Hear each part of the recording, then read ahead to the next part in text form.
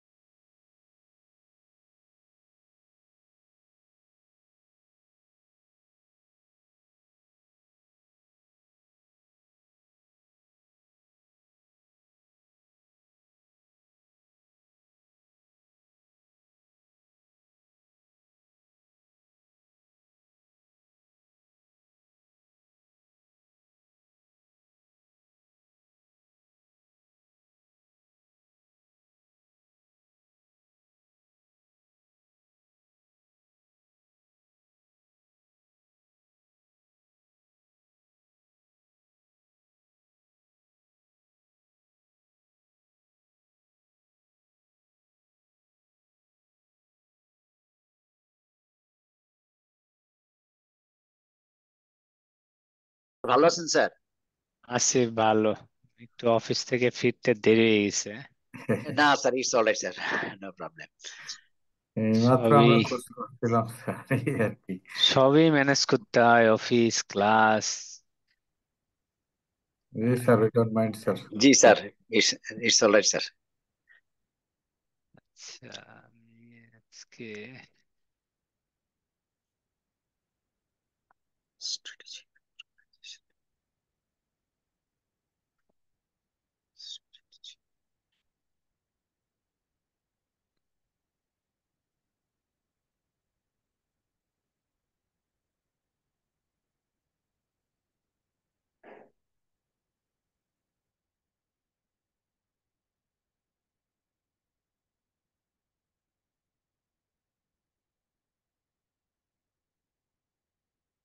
আজকে তো অ্যাটেন্ডেন্স দেখি খুবই কম ক্লাসে।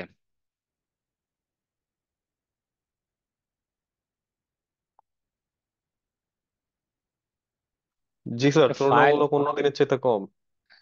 সব 31st নাইট থার্টি এনজয় করতে ফার্স্ট নাইট চলে পালন গেছে। করতেছে। হ্যাঁ, চার্টার অ্যাকাউন্টেন্ট না হইতে পারলে 31st নাইটে কোনো কাজে আসবে না, বুঝছেন? পকেটে টাকা না থাকলে রাইট স্যার, ঠিক বলছেন বাসায় স্যার। তো বাসায় বাকি সব বাসায় জালনা দিয়ে পালাবে। বাসায় ছেলেদের এই বউ জাগা দেয় না ঠিক মতো, বুঝছেন? মেয়েদের তো আর এই সমস্যা নাই আমাদের সোসাইটিতে, কিন্তু আমাদের তো সমস্যা, বুঝছেন? এই কারণে আমি বাসায় যেন জায়গা পাই, এই জন্য খানা দানা সাইরে আগে পাস করে নিছি, বুঝছেন? 31st তো জীবনে বহু করতে পারবো। স্যার আপনি সঠিক কাজটা স্যার সঠিক সময় করে বলছেন স্যার, আপনি আরে ভাগ্যবান স্যার। বলেন থ্যাংক কি, ইউ এই স্যার। কাজে দেরি করলে হইবো? আপনি বলেন, বাসায় না থাকতে পারলে কোনো উপায় আছে? রাস্তায় রাস্তায় বাসা বাঁধতে হবে স্যার। ঘুমরা তো লাগবো, আর কিছু ধরেন খানা দানা পাই আর না পাই, হোটেলে গেলেন এলে খানা পাইলাম, কিন্তু ঘুমানোর জায়গা রাইট লাগবে স্যার, না? পকেটে পয়সা থাকলে স্যার খাওয়া যায়, এখানে বসে খাওয়া যাবে স্যার। হ্যাঁ।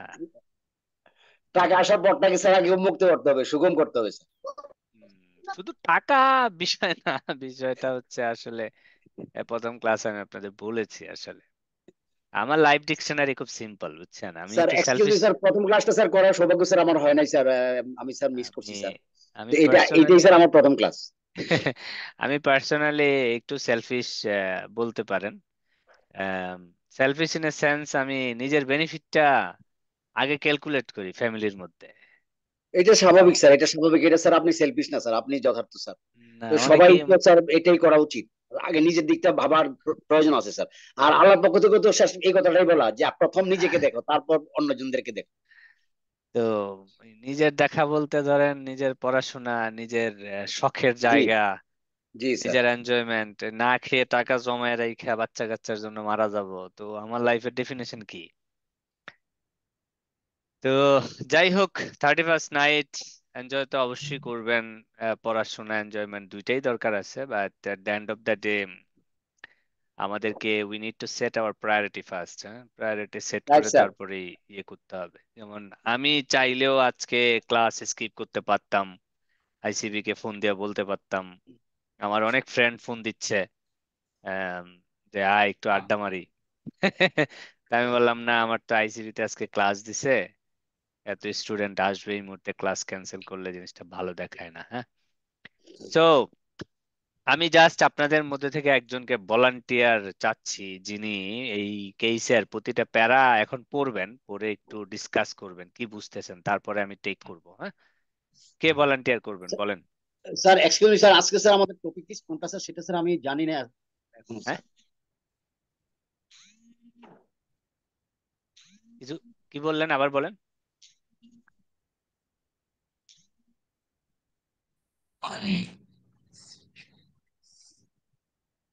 কে ভলান্টিয়ার করবেন? এই কেসটা রিড করতে হবে, who will volunteer?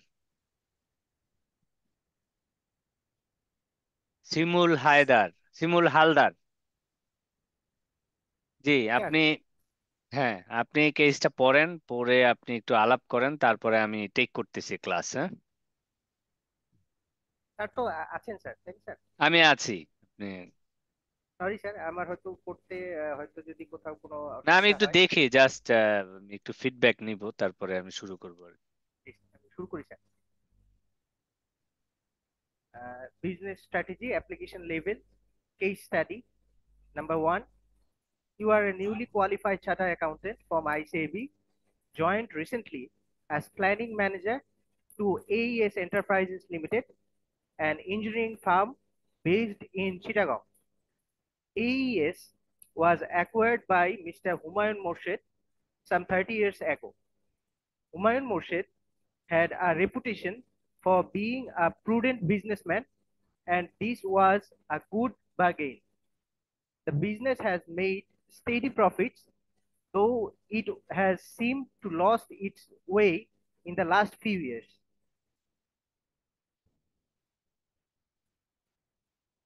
Sir next প্যারাগ্রাফে যাবো স্যার।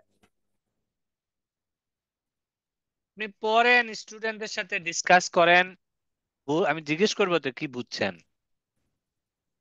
Okay sir. তো এই ওর সাথে প্যারাগ্রাফে পার্টিসিপেট করেন আপনারা। এই প্যারাগ্রাফ সম্বন্ধে মিনিংটা যদি অন্য কেউ করেন খুব ফ্রুটফুল হয়। আপনারা কেউ যদি ভলেন্টিয়ারলি আমার সাথে হেল্প করেন খুব ভালো হয় বিষয়টা। এটা কি প্যারাগ্রাফ বাই প্যারাগ্রাফ না স্যার পুরো টিস্টটা আগে পড়ে নেব স্যার, এটা একটু বললে প্যারাগ্রাফ better বাই হয়। প্যারাগ্রাফ।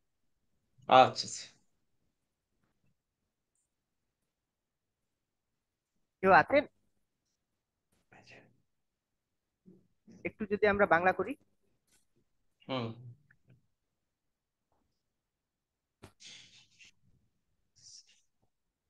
আচ্ছা, শুরু করার জন্য আমি না হয় প্রথমটা শুরু করি যদি সবাই কিছু মনে না আচ্ছা, করে। আমি আমি বলতেছি। জি হ্যাঁ, জি জি যে কারণ ভাই ফার্স্টের জি প্যারাটা হচ্ছে যে একজন কোয়ালিফাইড অ্যাকাউন্টেন্ট প্ল্যানিং ম্যানেজার হিসেবে আছে AES এ। সেটা নিয়ে যে বিজনেস শুরু করে হুমায়ুন মোর্শেদ নামের এক লোক 30 বছর আগে। সে খুব প্রুডেন্ট বিজনেসম্যান ছিল এবং তার বার্গেনিং খুব ভালো ছিল। হ্যাঁ, বিজনেসটার স্টেডি প্রফিট ছিল, কিন্তু লাস্ট ফিউ ইয়ার্সে এইটা আগের সেই জৌলসতা হারায় ফেলছে। এটা গেল ফার্স্ট প্যারাটা।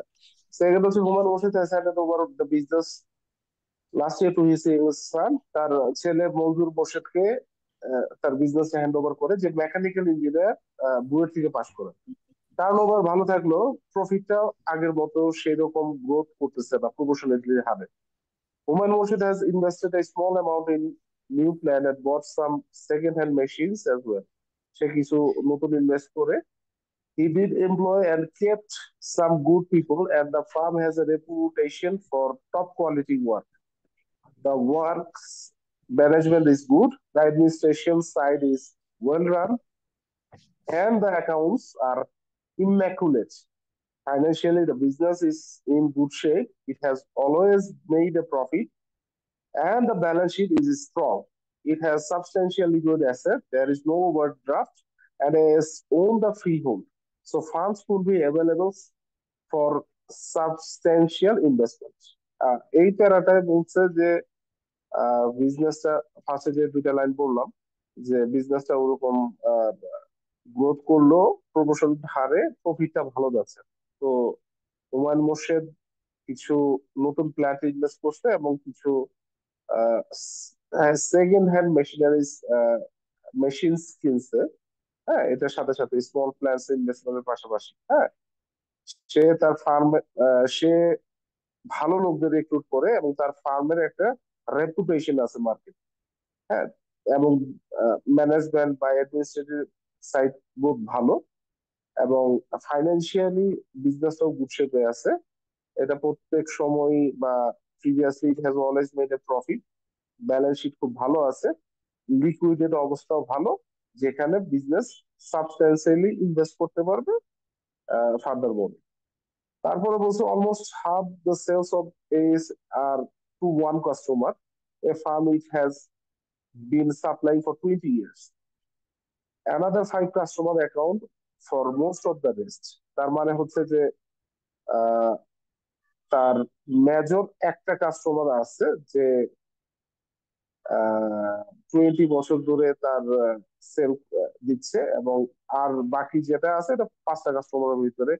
তার মানে এটা থেকে বোঝা যাচ্ছে যে তার কাস্টমার খুব বেশি না। হ্যাঁ, এবং একটা মেজর কি প্লেয়ার আছে। এরপর একটু আপনাদের একটু এডিশন বলুন, আমি একটু সাহায্য দিতে হবে। হ্যালো।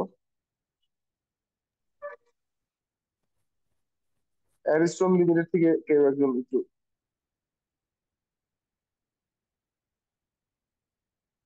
হ্যালো।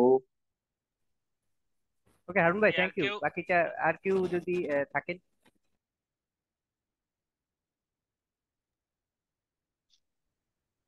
আচ্ছা, বাকিটুকু আমি শুরু করতেছি।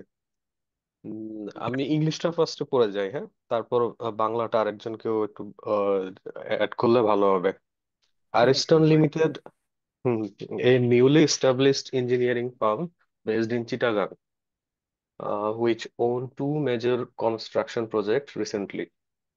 Interested to have a joint venture agreements arrangements with AES to implement construction work of one of the recently awarded projects, as they don't have the capacity to complete both the projects simultaneously.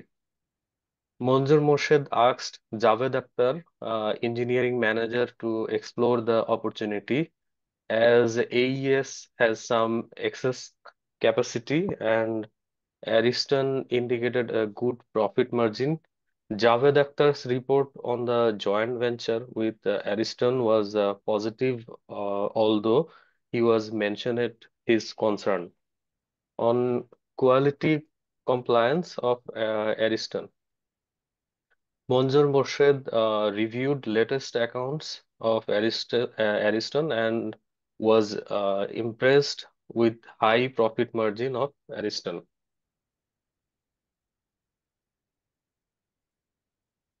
শিমুল ভাই, তা আপনি কি বাকিটুকু একটু continue করবেন? জি জি, ওকে হুম। করছি। এটা আমরা মিনিংটা দিয়ে একটু শুরু করার চেষ্টা করি। হুম। জি। অ্যারিস্টন লিমিটেড আর নিউলি এস্টাবলিশড ইঞ্জিনিয়ারিং ফার্ম, একটা নতুন কোম্পানি যারা ইঞ্জিনিয়ারিং ফার্ম হিসেবে কাজ শুরু করেছে চিটাগাং এ। রিসেন্টলি তারা দুইটা মেজর কনস্ট্রাকশন প্রজেক্ট পেয়েছে, এবং তারা এই কনস্ট্রাকশন প্রজেক্ট গুলো এইএস এর সাথে একসাথে কোঅর্ডিনেট জয়েন্ট ভেঞ্চার হিসেবে করতে চায়। কারণ তারা একই সময়ে দুইটা প্রজেক্ট একসাথে সাইমালটেনিয়াসলি চালানোর জন্য ক্যাপাসিটি নেই তাদের, যে কারণে তারা এইএস এর সাথে জয়েন্ট ভেঞ্চার করতে যাচ্ছে। এবং এই ক্ষেত্রে মঞ্জুর মোর্শেদ জাভেদ আখতার, যিনি তার টিমের ইঞ্জিনিয়ারিং ম্যানেজার, তাকে এই জয়েন্ট ভেঞ্চারের অপরচুনিটি এক্সপ্লোর করার দায়িত্ব দিলেন। এবং যেহেতু AES has some excess capacity and Ariston indicate a good profit margin. So Javed Akhtar Saheb report on the joint venture with Ariston was positive, although he has mentioned his concern on quality compliance of Ariston. So Javed Akhtar সাহেব positively feedback দিয়েছেন, তবুও তিনি এই বিষয়ে অ্যারিস্টনের compliance quality সম্পর্কে একটু সজাগ থাকতে বললেন। এবং এর পাশাপাশি Manjur Morshed reviewed latest accounts of Ariston and was impressed with high profit margin of Ariston. এবং মঞ্জুর মোর্শেদ সাহেব Ariston company high profit margin নিয়ে বেশ সন্তোষ প্রকাশ করেছেন। তারপরের প্যারাগ্রাফ আমরা অন্য কাউকে দিয়ে আমরা চেষ্টা করতে পারি, বা অন্য কেউ যদি আপনি আগ্রহী শেষ হন। করে দেন, আপনি শেষ করে দেন। Okay sir. After analyzing last few years performance of AES, Manzoor Morshed realized the company should focus on new customers and large projects in order to increase its profit margin to a reasonable level. He decided to start devising the plan to prepare AES Limited for the future. তো AES এর বিগত কয়েক বছরের performance analysis করার পর মঞ্জুর মোর্শেদ সাহেব অনুধাবন করলেন যে কোম্পানির আরো নতুন কাস্টমারের প্রতি এবং নতুন বড় প্রজেক্টের দিকে নজর দেওয়া উচিত, to increase is profit margin, তার প্রফিট মার্জিন ইনক্রিজ করার জন্য টু এ রিজনেবল লেভেল। তার মানে হয়তো তিনি মনে করছেন না এখন সেটা রিজনেবল লেভেলে আছে, এটাকে রিজনেবল লেভেলে নিয়ে যেতে চান। He decided to start devising the plan to prepare S limited for the future. তো এই বিষয়ে উনি প্ল্যান তৈরি করার জন্য ফিউচারে সেটার সিদ্ধান্ত নিলেন। হুম। তো এখানে একটা গল্প বলা আছে, তাই না? আচ্ছা, মানে উদ্দেশ্য হচ্ছে, আমরা গত ক্লাসে বলেছিলাম যে আমরা একটা কনসেপ্ট শিখবো, তার একটা অ্যাপ্লিকেশনে শিখবো, যেটা একটা কেস অ্যাপ্লিকেশনের মাধ্যমে, তাই না?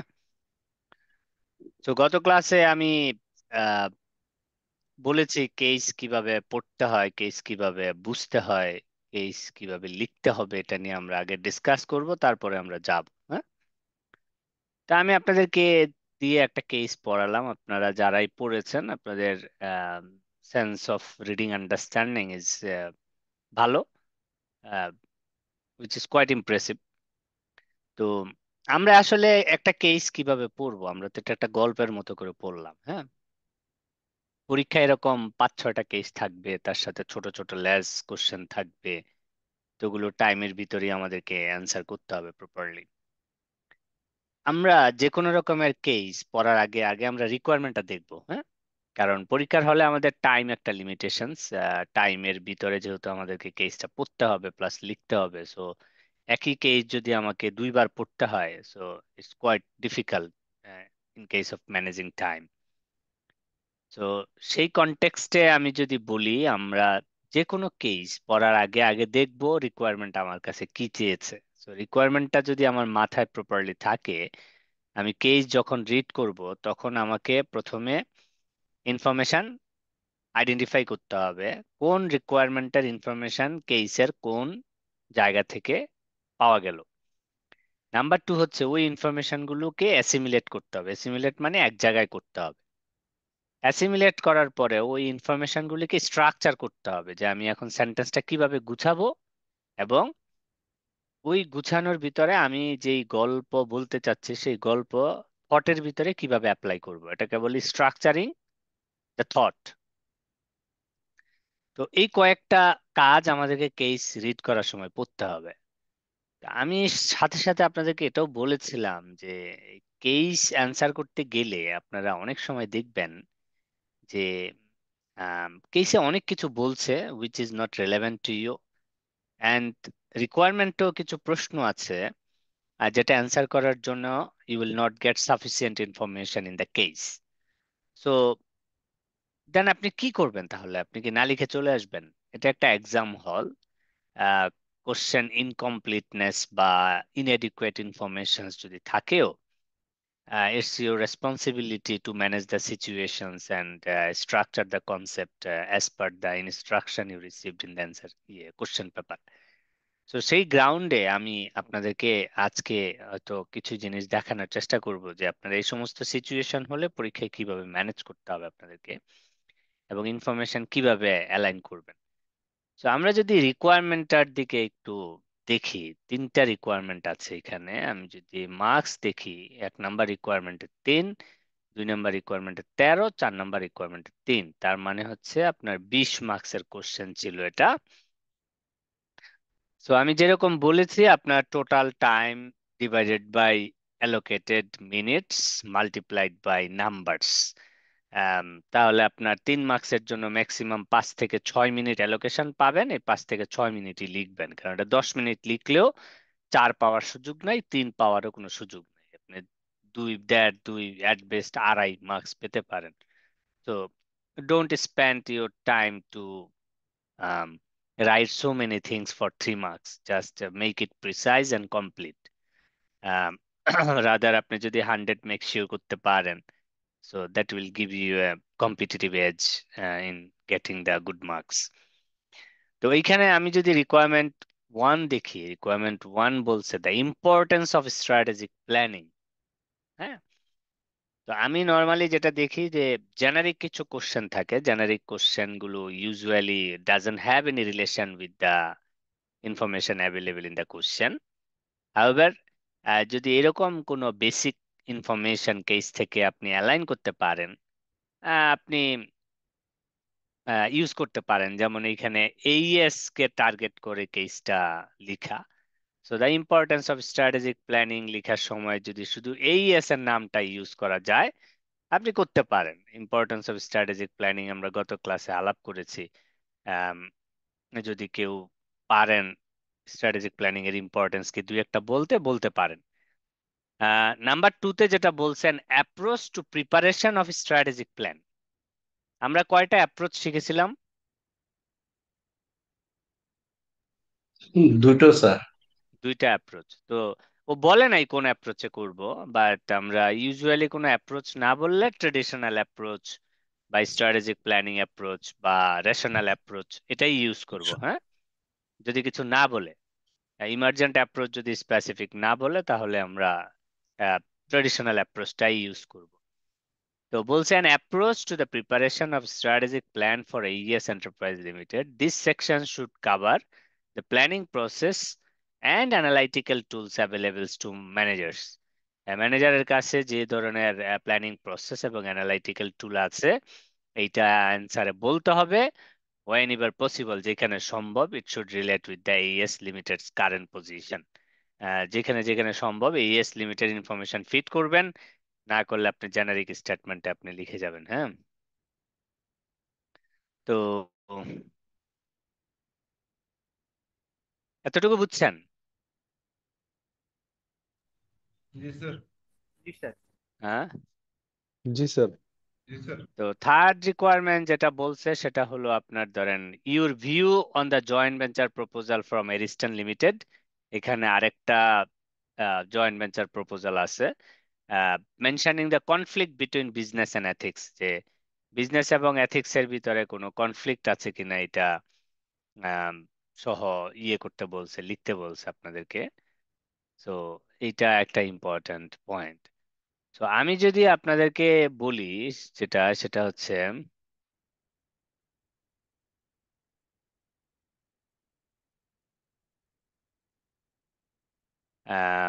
স্ট্র্যাটেজিক প্ল্যানিং প্রসেসের স্টেপ কয়টা আছে?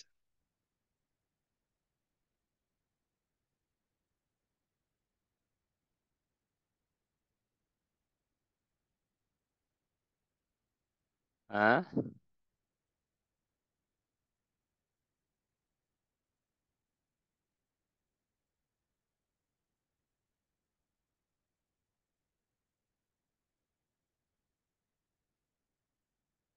বলেন।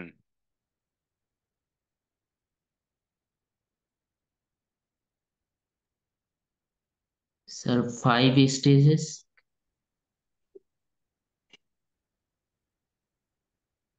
হ্যাঁ, তো ওই 5টা স্টেপ আপনাদের আছে, মনে আছে? জি স্যার, কিছুটা মনে আছে স্যার। কি কি মনে স্টেপ আছে? স্টেপ 1 হচ্ছে এক্সটার্নাল অ্যানালাইসিস, হ্যাঁ, স্টেপ 2 হচ্ছে ইন্টারনাল অ্যানালাইসিস, আর এরপরে স্যার কর্পোরেট অ্যাপ্রাইজাল, মিশন গোল অবজেক্টিভ, আর স্যার লাস্টে হচ্ছে গ্যাপ অ্যানালাইসিস।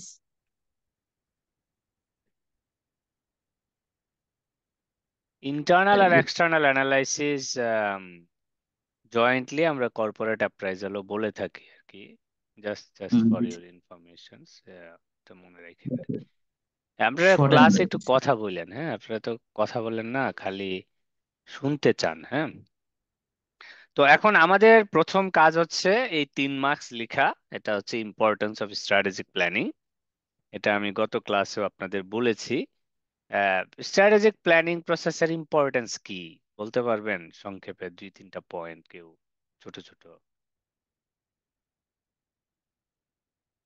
এই মার্কস লেখার জন্য আপনার কেস পড়তে হবে এমন কোনো কথা নাই। হ্যাঁ, কোনো কথা নাই। তো স্ট্র্যাটেজিক প্ল্যানিং হইলে কি হয়? স্ট্র্যাটেজিক প্ল্যানিং হইলে এক নাম্বার হলো যে লং টার্ম ডিরেকশন থাকে কোম্পানির, তাই না? একটা কোম্পানির লং টার্ম কোথায় যেতে চায় এটার একটা স্ট্রাকচার থাকে। নাম্বার 2 থাকে যে optimum utilization of organization resources. Organization resources, তো অর্গানাইজেশন রিসোর্স আপনি কত এফেক্টিভলি ইউজ করতে পারবেন ওইটার উপরে ডিপেন্ড করে। তারপরে হচ্ছে আপনার ধরেন আম, আম, আপনার বিভিন্ন রিসোর্সের মোবিলাইজেশনে আপনার প্ল্যানিং হেল্প করে। আপনার আইডিয়াল ক্যাপাসিটি যদি অর্গানাইজেশনে থাকে এটার বেস্ট ইউটিলাইজেশন এনশিওর হয়। অপারেশনাল ইনএফিসিয়েন্সি, অনেক রকম ইনএফিসিয়েন্সিস থাকলে সেগুলো নিয়ে প্ল্যান ডেভেলপমেন্টে হেল্প করে। সো এই ধরনের মেজর কিছু স্ট্র্যাটেজিক প্ল্যানিং এর ইম্পর্টেন্স আছে, এগুলো আপনারা লিখতে পারেন। এর বাইরে আরো অনেক কিছু লেখা যাবে, আমি মেজরলি গ্রসলি কয়েকটা বললাম। এবার যদি আমরা নাম্বার 2-তে আসি, আপনারা এই কোশ্চেনটা বুলেট পয়েন্টে 5-6টা পয়েন্টে লিখে শেষ করে দিবেন, 3 মার্কস। বি নাম্বার কোশ্চেন যদি আসি আমরা, approach to strategic planning. Approach to strategic planning যদি দেখেন, আপনারা কেসটা পড়েছেন, কেসটার ভিতরে আমি যদি দেখি আপনার এই থার্ড প্যারাগ্রাফ যেটা অ্যারিস্টন লিমিটেড, এইখান থেকে শুরু করে আপনার নিচ পর্যন্ত এটা পুরাটাই অ্যাকুইজিশন প্রপোজাল নিয়ে বলা, তাই না? এই যে জয়েন্ট ভেঞ্চার প্রপোজাল নিয়ে, তাই না? জি স্যার। স্যার তো আমাদের 1 নাম্বার রিকোয়ারমেন্টের যে স্ট্র্যাটেজিক প্ল্যান ডেভেলপ করতে বলছে, এইটার সাথে তো কিন্তু এই যে আপনার লাস্টের 2টা প্যারাগ্রাফ, এটার কোনো সম্পর্কই নাই, তাই না? টোটাল ডিফারেন্ট মনে হচ্ছে জয়েন্ট ভেঞ্চার্স জয়েন্ট যেহেতু স্যার ভেঞ্চারের রিকোয়ারমেন্ট এবং হচ্ছে 3 নাম্বারে। তো আমরা যদি 2 নাম্বার কেস লিখি, তাহলে প্যারাগ্রাফ 3 এবং 4, এই 2টা প্যারাগ্রাফ আমাদের এই মুহূর্তে 3 নাম্বার 2 নাম্বার রিকোয়ারমেন্ট লেখার জন্য দরকার নাই, তাই না? স্যার প্যারাগ্রাফ জি স্যার। 4 এর শেষের দিকে একটু অংশ আছে না sir, the company should focus on new customers and large project. ওইটুকু আমি পরে আসছি আর কি, ধরেন 1 লাইন 2 লাইন সেটাতে আমি পরে, আমি বলছি এই মুহূর্তে আমার ধরেন এই 2টা প্যারাগ্রাফ খুব নেসেসিটি ইনফরমেশন নাই, কারণ যেহেতু আমি এখানে approach to preparation of strategic plan for a ES enterprise approach লিখতে বলছে। হ্যাঁ, সো আমরা অ্যাপ্রোচ লিখবো, তাই না? জি স্যার। অ্যাপ্রোচে যদি কিছু থাকে সেটা আমরা লিখবো। তো আমি গ্রসলি বলছি আপনাদেরকে যে এই কেসের ক্ষেত্রে এই 2টা প্যারা আমার এই মুহূর্তে 2 নাম্বার রিকোয়ারমেন্ট লেখার জন্য নেসেসিটি না। কেন নেসেসিটি না এটা তো বুঝতে পেরেছেন।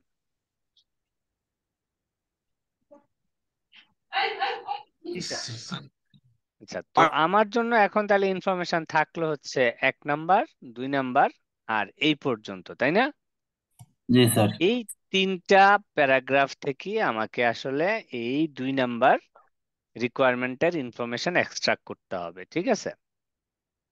আবার 3 নাম্বার রিকোয়ারমেন্টের কোনো ইনফরমেশন যদি এই 1 এবং 2 পড়ার সময় পাওয়া যায়, তাহলে ওইখান থেকে ওটা নিয়ে নিতে হবে।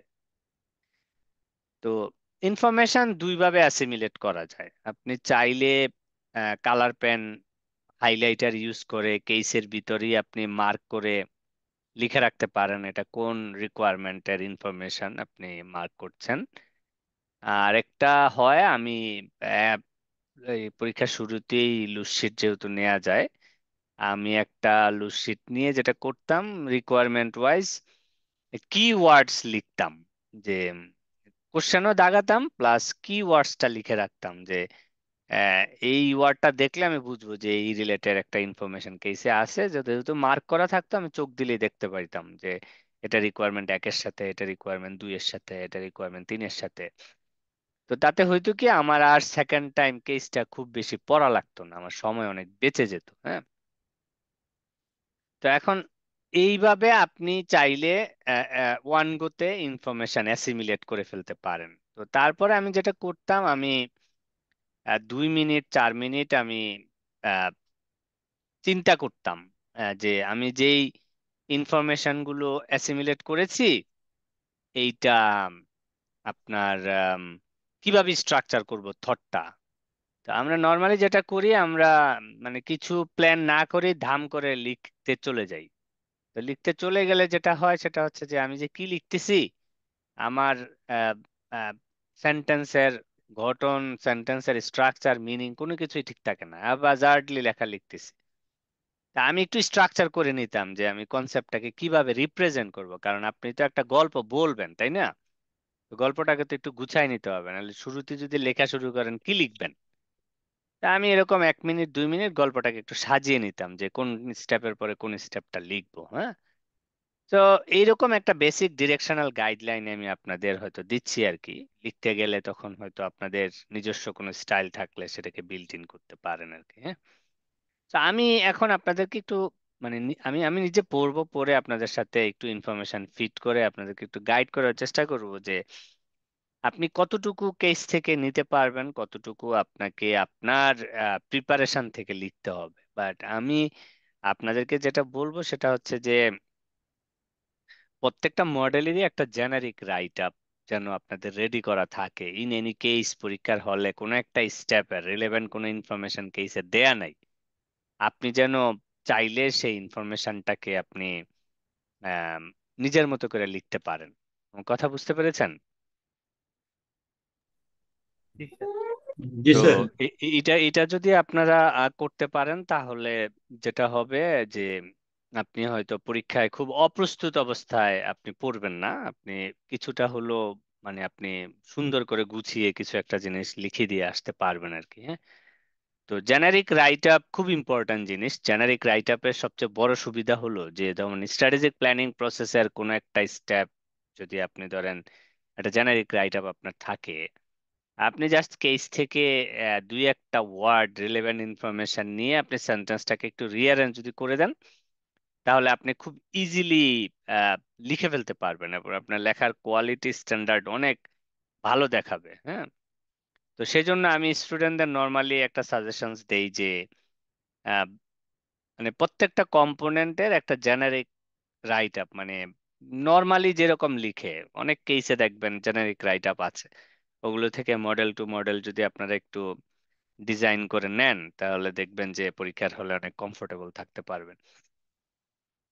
তো আমি এখন আপনাদেরকে বলছি যেটা সেটা হলো যে ধরেন কেসটা এইভাবে শুরু করা, you are a newly qualified charter accountant from ICB, আপনি নতুন পাশ করেছেন, কোন একটা ফার্মে প্ল্যানিং ম্যানেজার হিসেবে জয়েন করেছেন, the company name is ES enterprise. Most importantly যেটা মার্ক করবেন সেটা হচ্ছে যে কোম্পানিটা দেয়া সেই কোম্পানিটা আসলে কোন ইন্ডাস্ট্রিতে বিজনেস করে, এটা একটা ইম্পর্টেন্ট বিষয়। তো আমি আপনাদের যেটা বলবো সেটা হচ্ছে irrespective of the importance on need of information, আপনারা যদি সময় পান যতগুলো মেজর বড় বড় ইন্ডাস্ট্রি আছে এই ইন্ডাস্ট্রিগুলো সম্পর্কে একটু পড়াশোনা করবেন সব সময়। Pharmaceuticals industry, textile, spinning, garments, electronics, তারপরে আপনার সার্ভিস ইন্ডাস্ট্রি, টেকনোলজি ইন্ডাস্ট্রি, এই ইন্ডাস্ট্রির কিছু আন্ডারস্ট্যান্ডিং যদি আপনার ভিতরে থাকে আপনার পক্ষে অনেক কিছু লিখতে সুবিধা হবে, কারণ কেস বেস কোশ্চেনে আপনাকে অনেক কিছু স্ট্রাকচার করতে হবে, 360 ডিগ্রি ভিউতে অনেক কিছু দেখতে হবে, হোলিস্টিক ভিউতে অনেক কিছু দেখতে হবে, যেটা আপনার যদি ইন্ডাস্ট্রি স্পেসিফিক নলেজ কিছু না থাকে you will have really difficult in the exam hall to structure the concept well in your answer script. তো আমি আপনাদেরকে একটু সাজেস্ট করব আম, যখন একটু সময় পাবেন just browse internet to get some idea about the industrial informations. হতে পারে এটা ফার্মাসিউটিক্যালস ইন্ডাস্ট্রি রিলেটেড, হতে পারে এটা ব্যাংকিং, হতে পারে এটা গার্মেন্টস, হতে পারে এটা লেদার, হতে পারে এটা ইলেকট্রনিক্স। একটু ব্রাউজ করে আপনি যদি বাংলাদেশের ইন্ডাস্ট্রিয়াল ইনফরমেশন সম্পর্কে কিছু ইনফরমেশন থাকে, it will help you to write up good thoughts in your answer script. So এটা একটু খেয়াল রাখবেন। তো সেই কনটেক্সটে আমি যেটা বলছি এটা একটা ইঞ্জিনিয়ারিং বেসড ফার্ম, সো আমাদেরকে একটু ইঞ্জিনিয়ারিং বেস মেকানিজম নিয়ে কথাবার্তা এখানে বলতে হবে। You guys rightly pointed out যে Humayun Murshed since long back একটা অ্যাকুইজিশন প্রপোজালের মাধ্যমে উনি বিজনেসটা অ্যাকোয়ার করা, এবং he is a very prudent businessman, এবং তার সে খুব গুড ডিলে বিজনেসটা কিনেছিল, তার মানে তার আম, হয়তো বাইং প্রসেসে তার ভালো কম্পিটিটিভ গেইন ছিল। তো এতে তার অ্যাকুইজিশনের পর থেকেই তার প্রফিট লেভেল স্টেডি ছিল, বাট রিসেন্টলি এটা একটু ডিস্ট্রাকশন হয়েছে তার ইউজুয়াল ট্রেন্ড থেকে। সো আমি আপনারা প্যারাগ্রাফটা ট্রান্সলেট করেছেন, you have rightly understood the inner meaning of the paragraphs, but what I want to communicate, like translating the words into Bengali is not sufficient enough when you read the case. The important thing is basically to understand the message they want to give you to think. যেমন এখানে কয়েকটা informations খুবই vital. Number one, this is the engineering based firm and Munjur Murshed has a very good business acumen sense, uh, because the acquisition proposal was very good, and say business continue করেছে with good success. So তাতে যেটা বোঝা যায় সেটা হচ্ছে যে তার তার বিজনেস ডিসিশন মেকিং ক্যাপাসিটি অনেক হাই, দ্য বিজনেস সে খুব ওয়েল ম্যানেজ করতে পারে এবং সে ফিউচার ফোর্সই করতে পারে। তো এই সমস্ত বিষয়গুলো মাথায় রেখে আপনাকে তখন লেখা শুরু করতে হবে সেন্টেন্সের ভিতরে এই ধরনের বিউটি, এই যে ইনার ইন্ডিকেশন দিচ্ছে, ইনসাইটফুল ইনফরমেশন দিচ্ছে, এইটাকে আপনার ইন্টারলিঙ্ক করতে হবে উইথ দ্য মডেল। তারপরে আমি এই প্যারাগ্রাফটা যদি পড়ি, সেখানে বলে যে সে তার পরবর্তী জেনারেশন তার বেটা আর কাছে হ্যান্ড ওভার করেছে, who's who was also the perfect man, engineering company. So সেও মেকানিক্যাল ইঞ্জিনিয়ার, ভেরি গুড, টার্নওভারও র্যাপিডলি গ্রো করেছে, বাট প্রফিট প্রপোর্শনেটলি গ্রো করেনি। This is very indicative information. তার মানে রেভিনিউ গ্রো করছে, প্রফিট প্রপোর্শনেটলি গ্রো করছে না, তার মানে ডেফিনেটলি কিছু ইনএফিসিয়েন্সি আছে in operations. You need to find out guys before recommending any action plan to overcome these situations. So, Humayun Murshid invested a small amount in new plan, uh, একটা নতুন plan কিনেছে, and bought some second hand machine as well, এবং সে কিছু second hand মেশিনও কিনেছে। He did employ and kept some good people, and the firm has a reputation for top quality work. এইএস লিমিটেডের একটা ভালো রেপুটেশন আছে এবং তাদের গুড থিংস হচ্ছে তারা কাজের কোয়ালিটিতে কোনো কিছু কম্প্রোমাইজ করে না। That is the good things, high standard quality তারা মেনটেন করে। The works management is good, the administration side well run, and the accounts are immaculated. Financially, the business in good shape. ওদের অনেক strength আছে ES লিমিটেডের, good management, good quality work, good financial conditions, good administrations. So there are many good things they have to write in the strength side. It has always made a profit, and the balance sheet is also very strong. So they have good chance to get bank loan in easiest way, and they can exercise the low cost fund from the market যেহেতু তাদের financial statement খুবই healthy. So these are the indications we get from this paragraph. It has substantial liquid asset. দেখেন, the liquidity of the organization was remarkable. Yeah, there is no overdraft, কোনো ওডি facility, ওডি condition নাই। AES own the freehold, তাদের জায়গাও নিজেদের, so they are really in the good shape. So funds could be available for sustainable investment. The indication for you uh, being an advisor, if you recommend them to invest something new, so fund will not be a problem for them. They can finance as much as you need to make the business profitable, or this is what they recommend to you. So এখন আমি যদি আপনাদেরকে বলি যে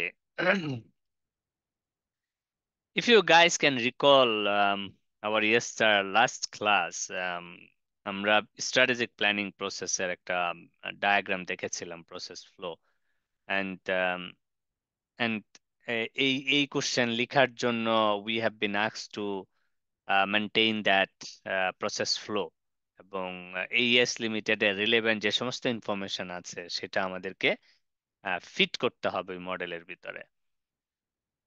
so আমি আপনাদেরকে এখন যদি বলি যে মডেল স্টার্টেড ফ্রম, আমি কি একটু দেখাবো মডেলটা আগে আপনাদেরকে নাকি না? ইউ ক্যান জি স্যার, মডেলটা একটু দেখালে স্যার অনেক ভালো হয় স্যার।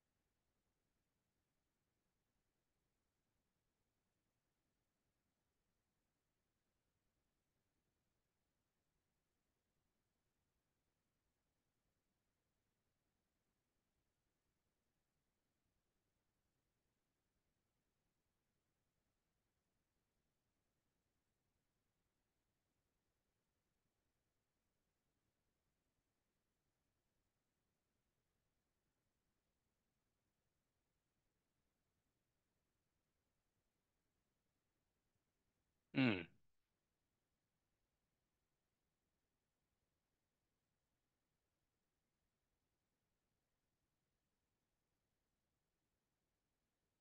দেখা যাচ্ছে।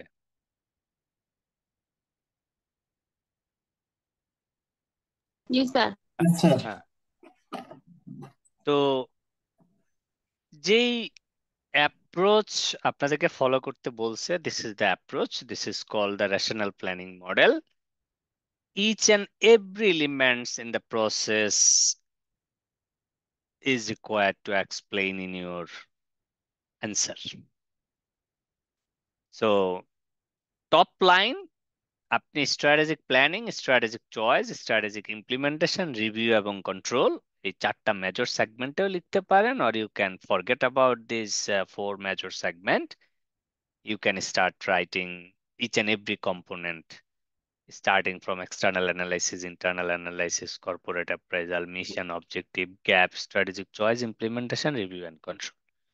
আপনার অ্যান্সারের ভিতরে একদম প্রত্যেকটা পয়েন্ট থাকতে হবে, এতটুকু পরিষ্কার।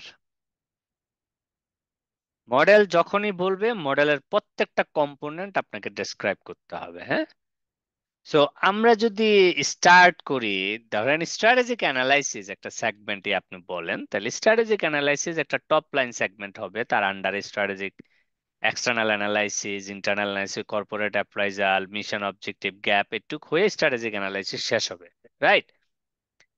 সো এক্সটার্নাল অ্যানালাইসিস আমরা আসলে কি লিখবো? আমি গত ক্লাসে বলেছিলাম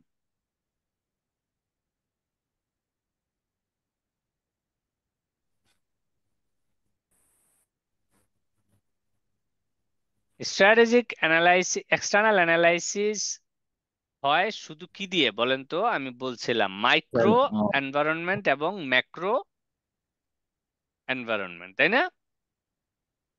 ম্যাক্রো আপনারা লিখেন না ক্লাসে, আপনারা গত ক্লাসে যদি লিখতেন তাহলে পেজ দেখলে আপনাদের মনে পড়ার কথা। So macro economic environment analysis এর একটা মডেল আছে, এটার নাম হলো পেস্টেল অ্যানালাইসিস। কি analysis? PESTEL analysis. PESTEL analysis এর ছোট ভাই আছে একটা, এটার নাম হলো পেস্ট অ্যানালাইসিস, মানে ইআরএলটা বাদ। এর বাইরে আপনার যেটা আছে ইন্ডাস্ট্রি ফোর্সেস এর একটা মডেল আছে, পোর্টার্স এর 5 ফোর্সেস মডেল। কি মডেল? পোর্টার্স এর 5 ফোর্সেস মডেল। সো এই এক্সটার্নাল অ্যানালাইসিস এ PESTEL model, political situation, P, E for economic condition, S for social, T for technological, E for ecological, L for legal. এই 6টা কম্পোনেন্টকে আমরা বলে থাকি ম্যাক্রো ইকোনমিক এনভায়রনমেন্ট।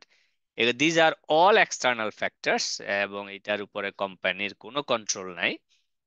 আর পোর্টার্স এর 5 ফোর্সেস মডেল, যেটা মার্কেট কম্পিটিটিভ ফোর্সেস, এটা হচ্ছে ইন্ডাস্ট্রি স্পেসিফিক। আপনি যে ইন্ডাস্ট্রিতে বিজনেস করেন সেই ইন্ডাস্ট্রির ফোর্স কি আছে, তাহলে ওইখানে 5টা ফোর্স আছে: রাইভেলরি এবং existing customer, bargaining power of customer, bargaining power of supplier, potential threat of new entrants and substitute product. এই দুইটা কম্বিনেশনে আপনি এক্সটার্নাল অ্যানালাইসিস লিখবেন। But if you look back to the case, and we didn't get any relevant information about the macroeconomic factor and industry specific forces, তাই না? তাহলে কি আমরা লিখবো না? এখানে আমরা কি লিখবো? জেনারিক সেন্টেন্সেস গুলি লিখে দিব, যে পলিটিক্যাল সিচুয়েশন কি অবস্থা, ইকোনমিক কন্ডিশন দেশের কি অবস্থা, টেকনোলজিক্যাল কন্ডিশন কি ইন্ডাস্ট্রির, ইকোলজিক্যাল সিচুয়েশন কোন জায়গায়, জেনারিক স্টেটমেন্ট লিখবো। এবং পোর্টার্স 5 ফোর্সেস মডেলের যে জেনারিক সেন্টেন্স গুলো আছে এগুলো লিখে দিব। তো এটা যদি এক্সটার্নাল অ্যানালাইসিস হয়, তারপরে ইন্টারনাল অ্যানালাইসিস আপনি অর্গানাইজেশনের ভিতরে যে SWOT অ্যানালাইসিস আছে, SWOT অ্যানালাইসিস আপনার অর্গানাইজেশনের ভিতরে কি কি স্ট্রেংথ আছে, কি কি উইকনেস আছে, হ্যাঁ, তারপরে আপনার অ্যাসেট রিসোর্স বুঝার জন্য আপনার 9Ms মডেল আছে, গত ক্লাসে বলেছিলাম আমি। সো SWOT অ্যানালাইসিস কিভাবে করতে হয় জানেন তো, তাই না? সো এই যে এক্সটার্নাল অ্যানালাইসিস আর ইন্টারনাল অ্যানালাইসিস, এই দুইটা মিলি আসলে হয় কি কর্পোরেট অ্যাপ্রাইজাল। তো কর্পোরেট অ্যাপ্রাইজালের শর্ট অ্যানালাইসিস এর স্ট্রেংথ আর উইকনেস এই দুইটাকে বলা হয় ইন্টারনাল অ্যানালাইসিস। তার মানে স্ট্রেংথ কোম্পানির ভিতর থেকেই আসবে, উইকনেস কোম্পানির ভিতর থেকেই আসবে। আর অপরচুনিটিজ এন্ড থ্রেটস এই দুইটা কম্পোনেন্ট আসে হচ্ছে এক্সটার্নাল পার্ট থেকে, যেটার সাথে কোম্পানির ডাইরেক্ট কোনোই রিলেশন নাই। সো এক্সটার্নাল কম্পোনেন্ট, এই অপরচুনিটিজ আর থ্রেট আসবে হচ্ছে ম্যাক্রো ইকোনমিক এনভায়রনমেন্ট থেকে কিংবা ইন্ডাস্ট্রি ফোর্সেস অ্যানালাইসিস থেকে। আর স্ট্রেংথ আর উইকনেস আসবে কোম্পানির ভিতর থেকে। তো কোম্পানির ভিতর থেকে কিরকম কেউ বলতে পারেন? যেমন এটা কিন্তু এইএস লিমিটেড এর কিছু ইনফরমেশন আছে, যেমন ধরেন ওর লিকুইডিটি পজিশন অনেক ভালো, ওর অ্যাডমিনিস্ট্রেটিভ সাইড ভালো, ওর প্রফিটেবিলিটি ভালো, ওর সেলস গ্রোথ ভালো, তাই না? জি স্যার। ওর ম্যানেজমেন্ট বিজনেস ম্যানেজমেন্ট অ্যাকিউমেন্ট ভালো সেন্স স্যার। আছে, ওর গুড রেপুটেশন আছে। এগুলাই লিখতে হবে আপনার ইন্টারনাল অ্যানালাইসিসে। তো এগুলা মিলি কর্পোরেট অ্যাপ্রাইজাল। এতটুকু পর্যন্ত বুঝেছেন?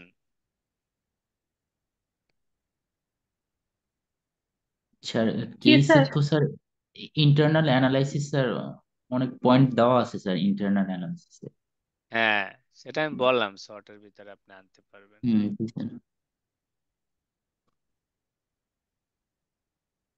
জি, আর কিন্তু কেউ স্যার কিছু বলবেন? এখানে তো স্যার কেসে তো এক্সটার্নাল অ্যানালাইসিস এই বিষয়ে তো স্যার কোনো পয়েন্ট দেওয়া নাই তেমন। না, আপনি যে জেনারিক লিখবেন আমি বললাম না। জি স্যার।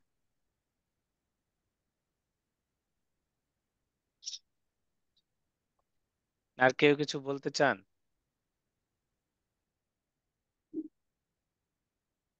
আচ্ছা, তারপরে যদি না হয়, তারপরে কর্পোরেট অ্যাপ্রাইজাল গেল, তারপরে মিশন এন্ড অবজেক্টিভ, তাই না? মিশন এন্ড অবজেক্টিভ খুবই জেনারিক স্টেটমেন্ট হবে। অর্গানাইজেশনের মিশন কি, অবজেক্টিভ কি, হুম, এগুলো আপনি ধরেন অর্গানাইজেশনের জেনারিক অবজেক্টিভ। অর্গানাইজেশন নিশ্চয়ই সাস্টেইনেবল প্রফিট ডেভেলপমেন্ট চায়, এটা অর্গানাইজেশনের একটা অবজেক্টিভ হবে। মিশন হবে organisation top quality product maintain করতে চায়, এথিক্যাল বিজনেস মেনটেন করতে চায়, এই ধরনের মিশন স্টেটমেন্টের ইন্ডিকেশন আছে ওদের ইয়েতে। তারপরে যদি আমি বলি আপনার গ্যাপ অ্যানালাইসিস, গ্যাপ অ্যানালাইসিস হচ্ছে অর্গানাইজেশন এখন কোথায় আছে কারেন্ট থেকে কোথায় যেতে চায়, এটার গ্যাপ। তো কোয়ান্টিফায়াবল কোনো গ্যাপও ইনফরমেশনও নাই, কোয়ালিটেটিভ কোনো গ্যাপের ইনফরমেশনও এখানে নাই। সো আপনারা একটা জেনারিক সেন্টেন্স লিখে দিতে পারেন যে gap analysis indicates the position currently maintain by the organisations and the position they want in near future. একটু গ্যাপ আইডেন্টিফাই করা, দ্যাটস ইউর জব। তারপরে আপনি তার সিচুয়েশন অনুযায়ী একটা স্ট্র্যাটেজিক চয়েস নেবেন। স্ট্র্যাটেজিক চয়েস অনেক রকম হতে পারে। স্ট্র্যাটেজিক চয়েসের অনেকগুলো ফ্যাক্টর আছে, এগুলো সামনে গেলে আপনারা বুঝতে পারবেন কি কি ধরনের স্ট্র্যাটেজিক চয়েস থাকতে পারে। আপনি প্রোডাক্ট ডেভেলপমেন্ট করতে পারেন, আপনি মার্কেট ডেভেলপমেন্ট করতে পারেন, আপনি ডাইভার্সিফিকেশনে যেতে পারেন, হ্যাঁ। সো আপনি মার্জারে যেতে পারেন, অ্যাকুইজিশনে যেতে পারেন, হ্যাঁ। যেই ফর্মে আপনি যান, আপনি একটা স্ট্র্যাটেজিক চয়েস নেবেন। Then you will implement that strategy into the field. তারপরে আপনি বছরে ঘুরবে রিভিউ অ্যান্ড কন্ট্রোল, মানে আপনি এই যে প্ল্যান করছেন বাজেট ভেরিয়েন্সের মতো একটা নির্দিষ্ট সময় পরে গিয়ে আপনি দেখবেন যে আপনার সাকসেসফুল ইমপ্লিমেন্টেশন কতটুকু হলো, কতটুকু হলো না, ভেরিয়েন্স কতটুকু আছে, এটা আপনি কিভাবে রিকভার করবেন। তো এই সাইকেলটা ইয়ার অন ইয়ার ঘুরতে থাকবে এভাবে। এক বছর যাবে আবার শুরু হবে, এক বছর যাবে আবার শুরু হবে। কি বলছি বুঝতে পেরেছেন? তো আমি যদি এই মডেলটা থেকে এখন বেরিয়ে যাই, আবার আমি আপনাদের শেয়ারে যাচ্ছি কেসের। তো এইখানেও আপনার এই এইখান থেকে যে ইনফরমেশন গুলো এখন আপনি পেলেন, এই প্রত্যেকটা ইনফরমেশন রিলেভেন্ট আপনার প্রত্যেকটা পয়েন্টে গিয়ে গিয়ে আপনাকে কি করতে হবে, ফিট করতে হবে, তাই না? Yes sir. জি স্যার। জোরে বলেন, করতে হবে কি হবে না? জি স্যার, Yes, করতে sir. হবে। এটা করতে হবে। আচ্ছা, তাহলে এবার আপনারা আম, তো বুঝেছেন কি করতে হবে, তাই না?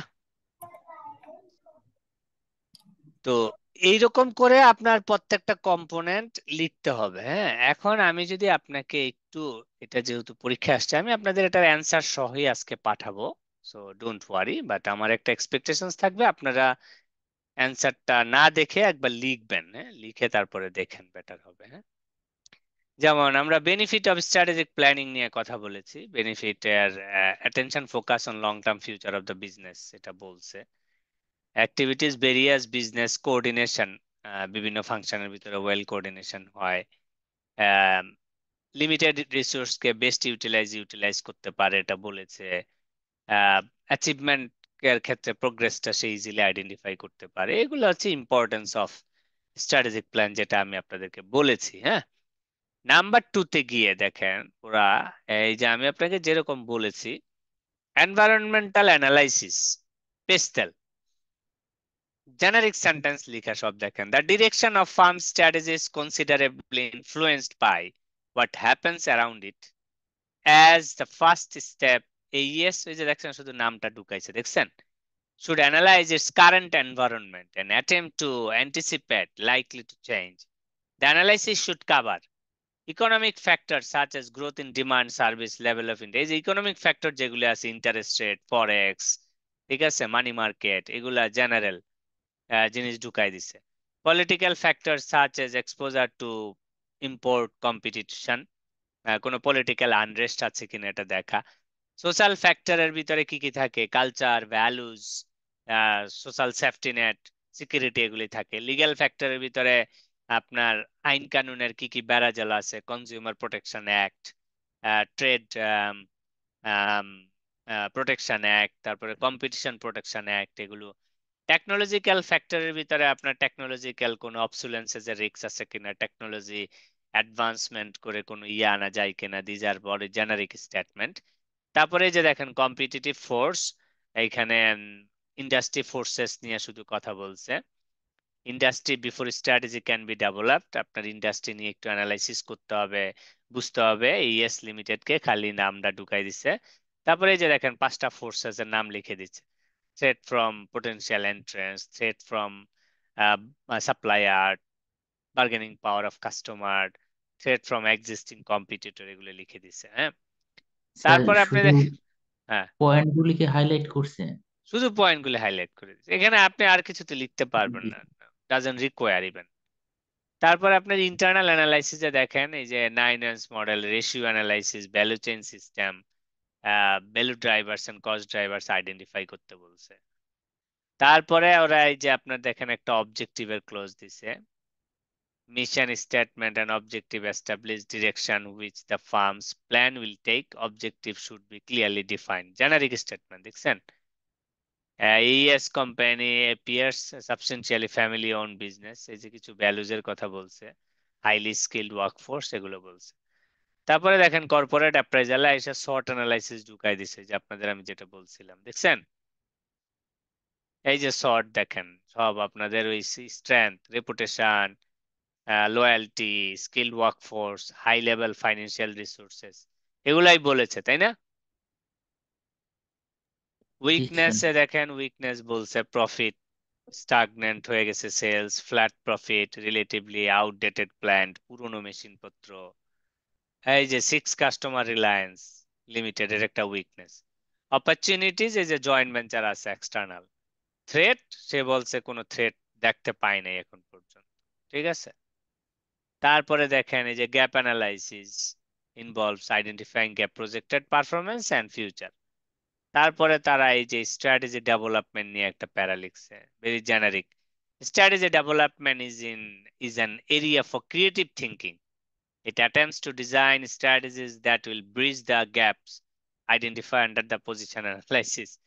AES should analyze the existing market and products, explore the new market, product diversification, যে আমি আপনাদের বললাম এরকম কিছু একটা লিখবে আর কি। So internal efficiency and market penetration also attempt to reduce cost and further penetrate. সামনে গেলে আরেকটু জিনিস বুঝতে পারবেন আর কি। So this is how you can structure your number 2. কি বলছি বুঝতে পেরেছেন? এবার কারো যদি কোনো কোশ্চেন থাকে আমাকে বলেন, আমরা ডিসকাস করি।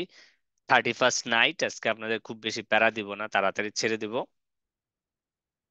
বলেন এইটুক পর্যন্ত কারো কোনো প্রশ্ন আছে কিনা? আমি আপনাদের একটা কথা খুব ক্লিয়ারলি বলে রাখি, হ্যাঁ, আমি আসলে এটা আমাদের শুনতেও ভালো শোনায় না যদি আমরা বলি। আপনি আসলে খুব বেশি স্ট্যান্ডার্ড কেস এক্সপেক্ট করেন না। হ্যাঁ, আপনি পরীক্ষার হলে গেলে মেজরিটি দেখবেন কেস আছে, আপনার লিখার জন্য সাফিসিয়েন্ট ইনফরমেশন নাই। সো বারবার আমি আপনাদেরকে একটা রিমাইন্ডার দিচ্ছি, আপনার এই জায়গায় প্রিপারেশনটা যেন খুব ভালো থাকে, যে কেসে রিলেভেন্ট ইনফরমেশন নাই কিন্তু আপনি লিখে আসতে পারতেছেন, হুইচ ইজ ভেরি ইম্পর্টেন্ট। এতটুকু পর্যন্ত রিকোয়ারমেন্ট 1 এবং 2, এতটুকু পর্যন্ত যদি কেউ না বুঝে থাকেন, প্রসেস না বুঝে থাকেন, কনসেপ্ট না না, বুঝে থাকেন। তোমার তো একদম নষ্ট হয়ে গেছে তো। কি নষ্ট হয়ে গেছে? কি নষ্ট হয়েছে? স্যার পার্সোনাল কথা বলতেছিল মনে হয়, মিউট করে দিয়েছি। ও, বলেন কারো যদি কোনো প্রশ্ন থাকে উই ক্যান ডিসকাস। হ্যাঁ, আমি আপনাদের বারবারই বলছি আমাদের ক্লাস কিন্তু খুব বেশি না। দেখবেন আজকে সেকেন্ড ডে, তাই না? তো অনেক মডেল, অনেক চ্যাপ্টার, আমি একটু দ্রুতই হয়তো ধরেন কাভারেজ দেওয়ার চেষ্টা করব, আপনাদেরকে বাসায় সময় দিয়ে এগুলো একটু বুঝে, না বুঝলে পরের ক্লাসে এসে ক্লিয়ার হয়ে নিতে হবে আর কি। স্যার একটা জিনিস জানার ছিল স্যার। হ্যাঁ বলেন। স্যার সাজেস্টেড অ্যান্সার যেটা আমরা এখানে দেখলাম, এটা স্যার যদি স্যার আমি ভুল করে না থাকি বেশ ইলাবোরেটেড। এইটাকে আমরা প্রিসাইজ করে কোশ্চেন পেপারে কতটা ছোট করে আনলে বেস্ট হয় স্যার? আমি আপনাকে ওই যে মার্কসের সাথে টাইমের অ্যালাইনমেন্ট বলছি, ওর ভিতরে আপনি লিখবেন। ওর মধ্যে আপনি পুরো কনসেপ্টকে স্ট্রাকচার করবেন, এর জন্য যতটুকুই হয়। স্যার এক্ষেত্রে কি আমরা অনেক সময় আমরা যদি চার্ট বা ডায়াগ্রাম ইউজ করি, সেটা অনেক সময় রিটেন প্যারাগ্রাফের চেয়েও ভালো ইনফরমেশন হাইলাইট করতে পারে। এই প্র্যাকটিসটা কি স্যার এখানে করা উচিত হবে? মানে দুইটা বিষয়, একটা হচ্ছে যে ধরেন কোয়ান্টিটেটিভ কোন ইনফরমেশন যদি রিপ্রেজেন্টেশন থাকে, you can plot those information in a table, or যদি ডায়াগ্রাম তো পসিবল না যেহেতু রিটেন এক্সাম, তো আপনি এখানে কোনো পিক্টোরিয়াল ফর্ম তো আসলে ডিরাইভ করতে পারবেন না based on the data, scope খুবই লিমিটেড। যদি দিতে পারেন ফাইন, বাট আপনি একটা টেবিল, আপনি কিছু ইনফরমেশন অ্যাসিমিলেট করেছেন একটা টেবিলে, 3টা কলাম, 5টা রো দিয়ে সুন্দর করে প্লট করে আপনি একটা টেবিল দিয়েছেন। These are all data, right? G sir, জি sir. But when data becomes a meaningful information, if you interlink those data and build a scenario, and to describe that scenario, you need to write at least 3-4 sentences or 5 sentences. So আপনি যদি scenario draw করে চলে আসেন, scenario ব্যাখ্যা না করে, একটা table doesn't make any sense. You need to explain how the tables works, তাই না? And how you integrate the information in the table. So এই এক্সপ্লেনেশন দেওয়ার জন্য আপনাকে 3-4 লাইন হলেও লিখতে হবে। সো আপনি যেটা করতে পারেন সিম্পলিসিটির জন্য, স্ট্রাকচার ইনফরমেশন আপনি টেবুলার ফরম্যাটে আনতে পারেন, but don't forget to explain your table in sentences. Sir এক্ষেত্রে হাউ অ্যাবাউট যদি আমরা একটা ট্রির মতন তৈরি করি, যে আমরা যে টোটাল মেইন Look, যে চারটা brother, I tell you one thing. This is your first class. The the every concept will not go in the same way. Based on the information, based on the requirement, you need to make your mind in the exam hall. What would be the best possible way to represent your thought? একটা question হয়তো tabular format fit করতে পারে, বাকি 5টা question tabular ফরম্যাটের কোনো রিলেশনশিপই খুঁজে পাবেন না। আর আমার কাছে মনে হয় যে স্লোলি স্লোলি আমরা স্টাডি করি, আমরা দেখি, তারপরে আমরা বলি। এখন আপনি ট্রি ফর্ম বলতে পারেন, আমাকে টেবুলার ফর্ম বলতে পারেন, রিটার্ন ফর্ম বলতে পারেন, আমরা ডিসকাস করতে পারবো অনেক লম্বা সময় ধরে, বাট এটার কিন্তু কোনো কনক্লুশন ডিরাইভ করতে পারবো না আমরা। তো আমি যেটা বলতেছি সেটা হলো, যেমন এই কেসের ক্ষেত্রে আপনার টেবুলারে যাওয়ারও সুযোগ নাই, পিক্টোরিয়ালে যাওয়ারও সুযোগ নাই, লিটারেচার ফর্মই আপনাকে বলতে হবে, তাই না? জি স্যার। জি স্যার। তো ও এখন আপনি ইমাজিনেশন করে এখন ডিসকাশন করলে খুব বেশি ইফেক্টিভ কিছু হবে না। আমি আপনাকে যেটা বলি সেটা হচ্ছে, টেবুলার ফর্ম আপনি খুব কম স্কোপই পাবেন স্ট্র্যাটেজি বইয়ে, কারণ স্ট্র্যাটেজি আপনার যে কোনো একটা মডেল এক্সপ্লেন করতে বলবে, যে কোনো একটা আপনাকে নিশ্চয়ই এখানে বড় বড় স্টেটমেন্ট বানাইতে বলবে না, যেটা আমাদের অভ্যাস, ফাইন্যান্সিয়াল স্টেটমেন্ট বানাও, ক্যাশ ফ্লো বানাও, ফিজিবিলিটি বানাও।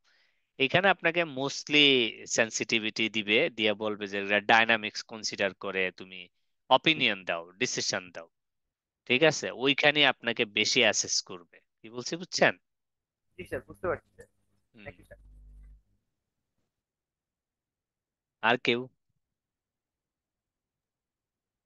স্যার আসসালামু আলাইকুম স্যার। তাহলে এই যে ডিসিশন গুলি আমাদের তো তাহলে প্রিভিয়াস নলেজও এটার উপরে থাকতে হবে, যেটা টোটাল সিলেবাসটার উপরেই, কারণ যেই কেস স্টাডিটা থাকবে এটার উপর তো সব ধরনের ইনফরমেশন থাকবে না স্যার। আপনি বললেন তাহলে যে বাইরে থেকে আমাদের সেই নলেজটা গেদার করে অ্যাড করে আমাদের অ্যান্সারটা লিখতে। বাইরে থেকে বলিনি আমি ভাই, আমি আপনাদের বাইরে স্টাডি করতে সরি বলছি স্যার, শুধু বাইরে না, ইন্ডাস্ট্রি। মানে এই সিলেবাসের ইন্ডাস্ট্রি ভিতর থেকেই আর কি। জি স্যার। সিলেবাস না, মডেলের জেনারিক থটটা ভালো আচ্ছা, করে মাথায় নিয়ে রাখতে বলছি, মডেলের। মডেলের। আচ্ছা স্যার। হ্যাঁ, আপনি এই যেমন এখন স্ট্র্যাটেজিক প্ল্যানিং প্রসেস পড়তেছেন, এই মডেলের কম্পোনেন্ট গুলো কি, এটা রাইট আপটা কি হবে, এটা মাথায় তো নিতেই হবে আপনাকে। জি জি স্যার, অবশ্যই। ওই ওকে স্যার। কিছুই যদি ইনফরমেশন না পান, ওই মডেলে যেটা পারছেন ওইটাই লিখে দিয়ে আসবেন, খালি কোম্পানির নামটার সাথে ম্যাচ করাই দিবেন সেন্টেন্সটা। জি স্যার।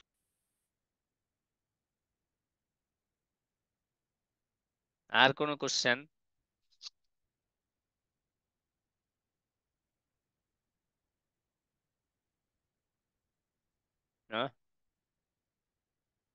সবাই বুঝেছেন তাহলে আমি ধরে নিচ্ছি।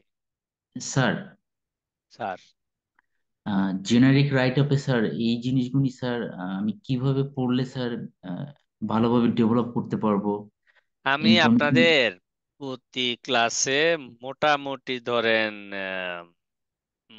ম্যাক্সিমাম মডেলেরই কেস দিব, হয় এটা ক্লাস ফর্মে দেই, পরীক্ষার ফর্মে দেই, এগুলার অ্যান্সারও দিব। তো আমার মনে হয় যতগুলো মডেল আছে ইম্পর্টেন্ট, আমি কেস যেগুলো আপনাদের ইমেইল করবো ওগুলোর ভিতরে অ্যান্সার আছে, এবং ম্যাক্সিমাম গুলোতে জেনারিক স্টেটমেন্ট লেখা আছে। জাস্ট ওগুলো একটু ফলো করেন, একটু সময় দেন, আমার মনে হয় you will have your confidence level at the end of the class. জি স্যার। ঠিক আছে, বাট ক্লাসে আসেন, ক্লাস করেন, অবশ্যই বুঝেন, স্যার। আমার মনে হয় আপনি পেয়ে যাবেন সবকিছু। আর স্যার বাকি আরেকটা, যেটুক পাবেন না ওইটুক আপনার ব্রেন আপনাকে গাইড করবে শেষের দিকে।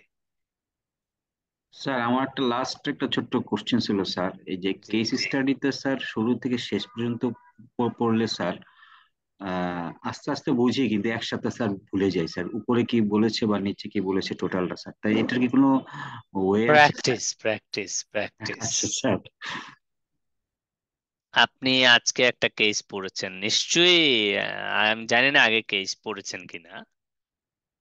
আহ, জি না স্যার, কেস আপনি, করি না আমি স্যার। আমি ফার্স্ট ক্লাসে আপনাদেরকে বলেছিলাম, যেই সাবজেক্টেরই হোক প্রত্যেক সপ্তাহে মিনিমাম একটা কেস আপনারা নিজেরা সলভ করবেন। এটা হোক অডিট, হোক স্ট্র্যাটেজি, হোক আপনার আইটি, হোক লিগ্যাল, যাই কিছু হোক না কেন, প্রত্যেক সপ্তাহে একটা কেস সলভ করবেন। 1 মাস পরেই দেখবেন আপনি অনেক অ্যাডভান্স এই এই সেগমেন্টে হয়ে যাবে। কারণ ধরেন একটা গাড়ি, একটা রিক্সা, একটা সাইকেলই আপনি কি প্র্যাকটিস না করে চালাতে পারবেন? না স্যার, অবশ্যই দ্যাটস ট্রু তো স্যার। আমাদের ব্রেনটাও অনেকটা এইরকম, ব্রেনটা শার্পেন হয়। কিভাবে শার্পেন হয়? প্র্যাকটিস থেকে শার্পেন হয়, তখন ও নর্মস বুঝে। সো আপনার ব্রেইন কিন্তু এখন প্রপারলি গাইডেড না, ব্রেইন কিন্তু জানে না যে আপনাকে সে কিভাবে ডিরেকশনটা দিবে। সে কিন্তু কোনো প্র্যাকটিসও দেখে নাই, আর সে হ্যাবিচুয়েটেডও হয় নাই যে আপনি একটা জিনিস দেখার পরে আপনাকে সে নিয়ে যাবে। সো ব্রেইনটাকে ইউজ টু করতে হলে you need to do practice. Okay sir, thank you so আপনি মাচ স্যার। এখন লিখতে গেলে দেখবেন এক লাইনও লিখতে পারতেছেন না, আপনার কলম আগাচ্ছে না। Exactly sir. অনেকটা ধরেন ওই যে বুক ফাটে তো মুখ ফাটে না, ওইরকম। জি স্যার। তো এক্স্যাক্টলি। একবার বলে ফেললে তো ধরেন একদম, কি বলেন? জি স্যার, মনে হচ্ছে কিছুই পারি না, কিছুই লিখতে পারবো না হ্যাঁ, স্যার। কোনো বিষয় না, রাইট। হ্যাঁ, তো বুঝছেন আপনি। আর কারো কোনো প্রশ্ন? স্যার আমার একটা প্রশ্ন আছে। জি, বলেন। স্যার ধরুন একটা কেসে তিনটা করে যেহেতু কোশ্চেন আছে, ডিভাইড করা মার্ক, সময় স্বল্পতার কারণে যদি আমি কোনো কোশ্চেন লিখতে না পারি, বাকি যে কোশ্চেন গুলো লেখা হয়েছে সেগুলোর মার্ক কি দেওয়া হবে? অবশ্যই দেয়া হবে, কিন্তু লিখতে পারবেন না কেন? 3 লাইন হলেও লিখবেন, না, দরকার আগেরটার একটু ছোট করবেন। হ্যাঁ সেটা তো মানে সেটা চেষ্টা থাকবে, যদি মানে ছেড়ে আসা হয় বা হ্যাঁ, লিখতে না আগে পারি আপনি বাকি যতটুকু যেগুলো লিখছেন লিখেছি। ততটুকুতে মার্কস হ্যাঁ ক্যারি করবে। হ্যাঁ সেটাই। Thank you. স্যার আমার আর একটা প্রশ্ন ছিল স্যার। জি, স্যার আমরা যে কেজ প্র্যাকটিস করব স্যার, এই কেসগুলি স্যার কোথা থেকে পাবো স্যার? বই বই থেকে? পাস্ট কোশ্চেন ইয়ারের বাইরে আর কোনো কিছু পড়বেন না। আর এই বিজনেস স্ট্র্যাটেজি বইয়ে যে কেস দেয়া আছে জি স্যার, আপনি নিষেধ এগুলি করছেন। পড়বেন না। খালি পাস্ট ইয়ারের গত 5 বছর 10 বছরের কোশ্চেন নিবেন, ওইখানে যা আছে ওগুলোর মধ্যে থাকবে। আর বইয়ের শুধু লিটারেচার গুলি পড়বেন, কনসেপ্ট গুলো, থট গুলো পড়বেন। Okay sir. জি এর বিজনেস বাইরে মডেল। আর কোনো কিচ্ছু দরকার নেই। জি sir, thank you sir.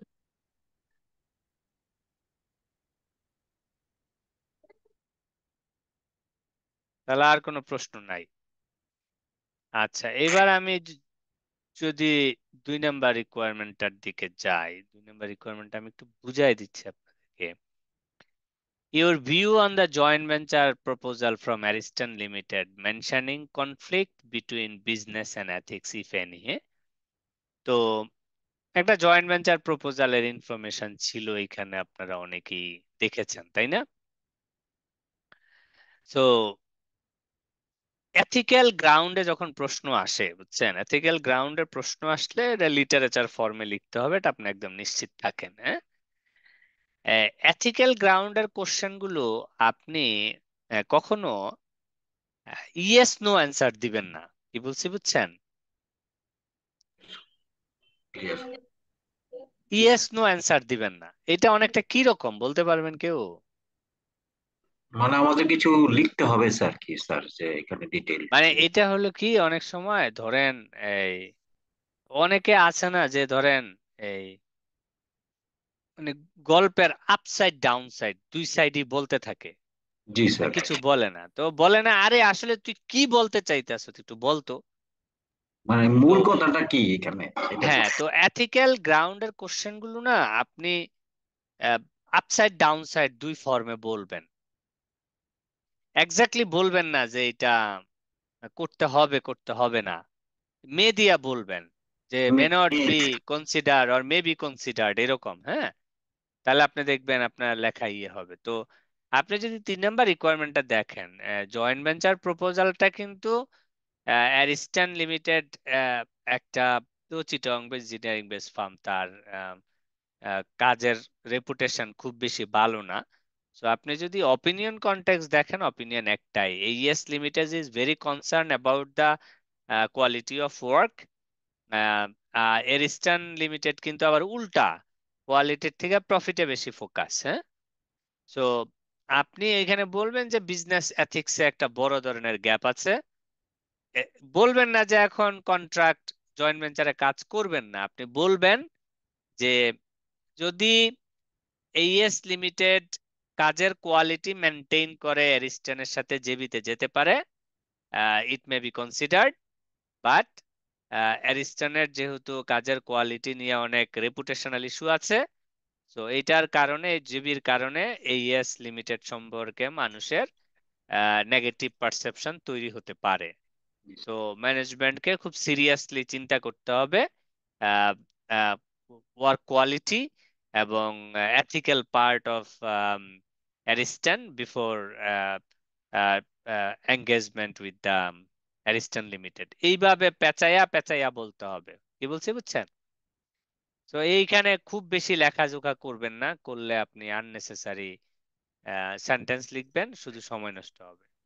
It means, sir, just we have to write the merits এর and বাইরে এখানে লিখার কিছু নাই Yes, sir. Literally, if I honestly tell you. এই যে দেখেন আপনার অ্যান্সারে এতটুকুই বলছে, মাত্র 5টা লাইনে ধরেন এই একই কথা বলছে যে এইএস limited need to increase customer base, ওই যে জেবির ওইটা আমরা যদিও পরে আসতাম, যে ওর ছোট একটা কাস্টমার বেস আছে, ওইটা কিভাবে বাড়ানো যায়, হাইলি ডিপেন্ডেন্ট অন 6টা কাস্টমার। আর নাম্বার 2 হচ্ছে ওর focus on margin business, high margin business as the profits not proportionate turnover. ওই যে নতুন করে রেভিনিউ ওর বাড়তেছে কিন্তু প্রফিট বাড়তেছে না, এটা একটু ফোকাস হইতে হবে। আর এথিক্যালি যেটা বলছে, ওই যে Ariston AES limited will be making desire profit, যদি যায় প্রফিট করবে যেহেতু প্রজেক্টটা প্রফিটেবল, বাট অ্যারিস্টন লিমিটেডের কাজের কোয়ালিটি নিয়ে কনসার্ন আছে, এটা বলছে।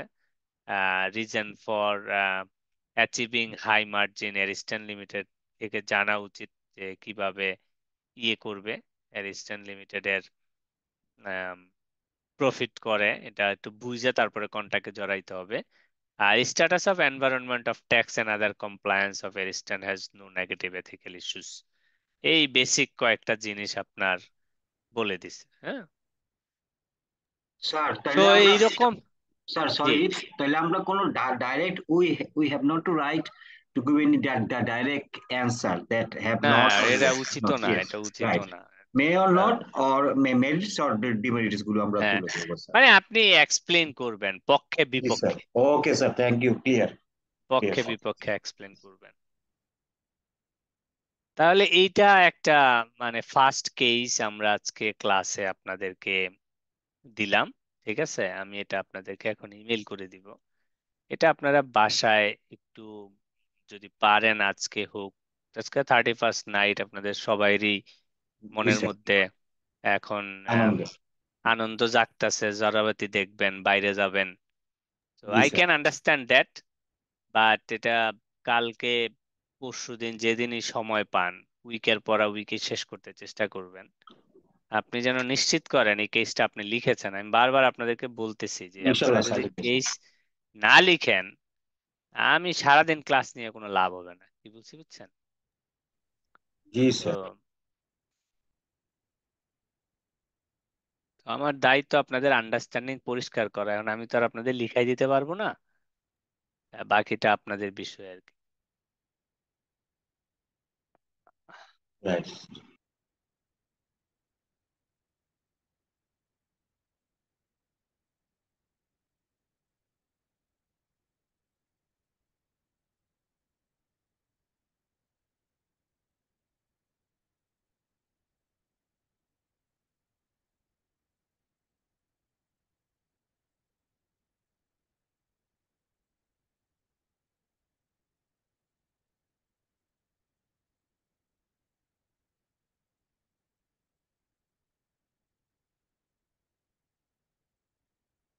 কারো কোনো প্রশ্ন আছে?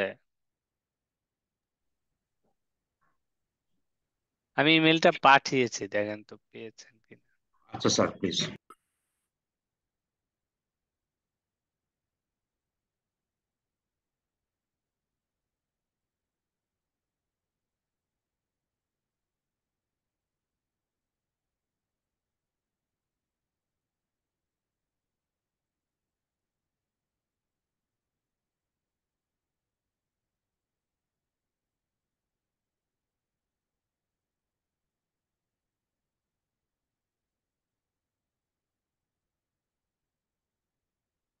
স্যার এটা কি আমাদের সবার মেলে আসবে নাকি?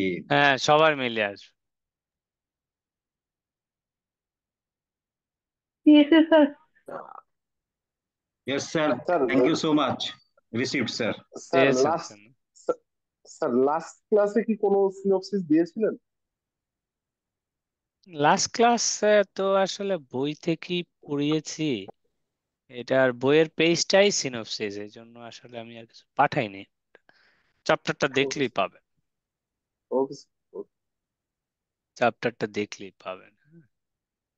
আচ্ছা আমি একটু দেখছি, just give me a minute.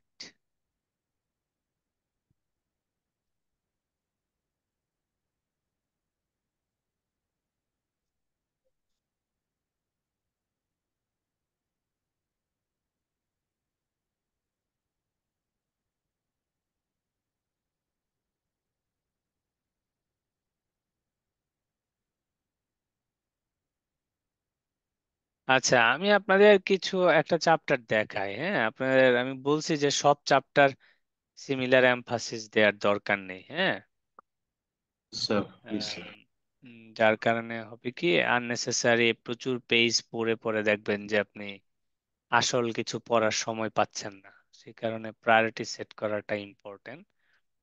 আমি আপনাদের একটা চ্যাপ্টার জাস্ট ব্রাউজ করে নিয়ে যাচ্ছি, হ্যাঁ এটা তাতে খুব বেশি মনোযোগ দেওয়ার দরকার নেই, তারপর আপনারা বাসায় একটু দেখেন, আমরা নেক্সট ক্লাসে পরের একটা চ্যাপ্টারের কিছু কনসেপ্ট দেখবো, একটা কেসও করব। এইটা হচ্ছে অর্গানাইজেশনাল স্ট্রাকচার, হ্যাঁ অর্গানাইজেশনাল স্ট্রাকচারের একটা চ্যাপ্টার। এখানে একটা অর্গানাইজেশনের স্ট্রাকচার কিভাবে কাজ করে, profit base organisation, not for profit base organisation, এগুলো আপনারা তো জানেন, এগুলো থিওরিটিক্যাল কোশ্চেনও আসে না। স্টেক হোল্ডারের ভ্যালু ম্যাক্সিমাইজেশন, তারপরে আপনার এই যে mission, objective, strategies, action plan, এগুলি তো আমরা দেখছি। এখান থেকে প্রশ্ন আসে না, কিছু থিওরিটিক্যাল কোশ্চেন আমি জাস্ট আপনাদের দেখাচ্ছি। ফর একটা কনসেপ্ট খালি একটু আমি আপনাদের পরিষ্কার করে দিই, সেটা হলো stakeholder goals and objective. আমাকে বলেন তো বিজনেস হোল্ডারের, শেয়ার হোল্ডার আর স্টেক হোল্ডারের মধ্যে পার্থক্য কি বলেন তো, কেউ জানেন? স্যার শেয়ার হোল্ডার বলতে হু হ্যাজ ওনারশিপ, ওনারশিপ। আর স্টেক হোল্ডার বলতে who has sufficient interest, may be the shareholder আর আউটসাইড দ্য শেয়ার হোল্ডার। হুম হুম শেয়ার হোল্ডার মানে আসলে যার ওনারশিপ আছে, 1 টাকার শেয়ার হইলো সে শেয়ার হোল্ডার, হ্যাঁ। Stakeholder means who has stake in your business. Stake stake means একজন ইন্টারেস্ট। একজন শেয়ার হোল্ডার কোম্পানির stakeholder, but stakeholder কোম্পানির শেয়ার হোল্ডার না, ঠিক আছে। নাও হইতে পারে। সো স্ট্যাক মানে হচ্ছে যার লেনদেন আছে কোনো ফর্মে, হ্যাঁ, সেই কোম্পানির স্টেক হোল্ডার। এই কারণে স্টেক হোল্ডার বলে আর those groups or person with the interest in what an organization does, মানে প্রতিষ্ঠানের লাভ ক্ষতির সাথে আপনার কোনো একটা সম্পর্ক আছে। তো এই স্টেক হোল্ডার ম্যাপিং একটা ইম্পর্ট্যান্ট জিনিস, যে কোনো অর্গানাইজেশনের জন্য স্টেক হোল্ডার ম্যানেজ করাটা একটা খুব ইম্পর্টেন্ট বিষয়। আপনি যদি প্রপারলি স্টেক হোল্ডার ম্যানেজ করতে না পারেন, তাহলে আসলে খুব প্রবলেম, আপনি বিজনেসে খুব বেশি দূর পর্যন্ত যেতে পারবেন। তো এই স্টেক হোল্ডার ম্যাপিং এর উপরে ম্যান্ডেলো একটা মডেল দিয়েছে। কে? ম্যান্ডেলো। এই 3.6 দেখবেন স্টেক হোল্ডার ম্যাপিং, এই চ্যাপ্টারে একটা মডেল আছে। এই মডেলটা খুব আহ, আসে তেমন না, বাট মাঝে মধ্যে দেখছি আমি, ধরেন কিছু মার্কসের জন্য দিয়ে দেয়, কিছু বেসিক একটা গল্প বলে আপনার ধরেন বলে যে স্টেক হোল্ডার ম্যানেজমেন্ট কিভাবে হবে, তুমি একটা প্ল্যান দাও। তো তখন আপনাকে যেটা করতে হবে, স্টেক হোল্ডার গুলিকে গ্রুপিং করতে হবে। কি করতে হবে? গ্রুপিং করতে হবে। গ্রুপিং করতে হবে। তো এই জন্য এটাকে বলে স্টেক হোল্ডার ম্যাপিং মডেল। তো স্টেক হোল্ডার ম্যাপিং এর এই মডেলটা দিয়েছেন ম্যান্ডেলো। কে দিয়েছেন? ম্যান্ডেলো। ম্যান্ডেলো। হ্যাঁ, ম্যান্ডেলো এই মডেলটা দিয়েছেন বেসড অন স্টেক হোল্ডারের পাওয়ার এবং স্টেক হোল্ডারের interest, level of interest. Power মানে কি? পাওয়ার মানে হচ্ছে how much power you have to influence the business decision. যে আপনার কতটুকু অথরিটি আছে বিজনেস ডিসিশন ইনফ্লুয়েন্স করার। নাম্বার 2 হচ্ছে how much interest you have. ধরেন আপনার পাওয়ার আছে, ইন্টারেস্ট নাই, হবে? আপনার না স্যার, ইন্টারেস্ট আছে কিন্তু অবশ্যই না। আপনার পাওয়ার নাই, হবে? না স্যার। না স্যার। তো এই কারণে ম্যান্ডেলও বলছে যে তুমি একজন স্টেক হোল্ডারের লেভেল অফ ইন্টারেস্ট ও এক্স এক্সিস এবং লেভেল অফ পাওয়ার ও ওয়াই এক্সিস, এই দুইটার বেসিসে তুমি স্টেক হোল্ডার গুলিকে গ্রুপিং করে তুমি ফোকাস করবা, তাহলে তুমি স্টেক হোল্ডার ভালো ম্যানেজ করতে পারবা। তো ম্যান্ডেলও বলে আপনার কোন স্টেক হোল্ডারের পাওয়ার যদি হাই হয়, পাওয়ার হাই হাই। কিন্তু লেভেল অফ ইন্টারেস্ট লো,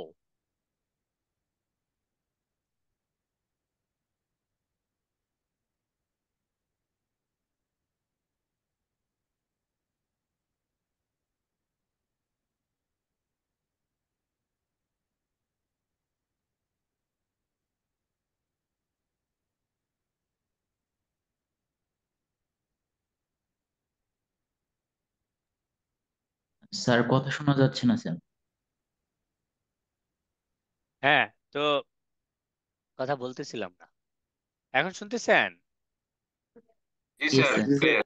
হ্যাঁ তো স্যার, শুনতে পারি। কোন কোন স্টেক হোল্ডারের যদি আপনার পাওয়ার থাকে হাই, পাওয়ার মানে ধরেন তার অনেক শেয়ার, সে বোর্ডের মেম্বার, সে আপনার বড় কোনো ফাইন্যান্সিয়ার, গভর্নমেন্টের রেগুলেটরি বডি, পাওয়ার হাই না?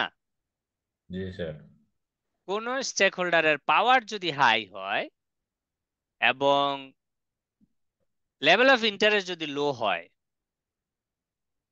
তখন তাকে আমরা বলে থাকি পাওয়ার হাই, লেভেল অফ ইন্টারেস্ট যদি লো হয়, তাকে আমরা বলে থাকি মিনিমাল এফোর্ট। কি বলি? Minimal effort. Minimal effort. না,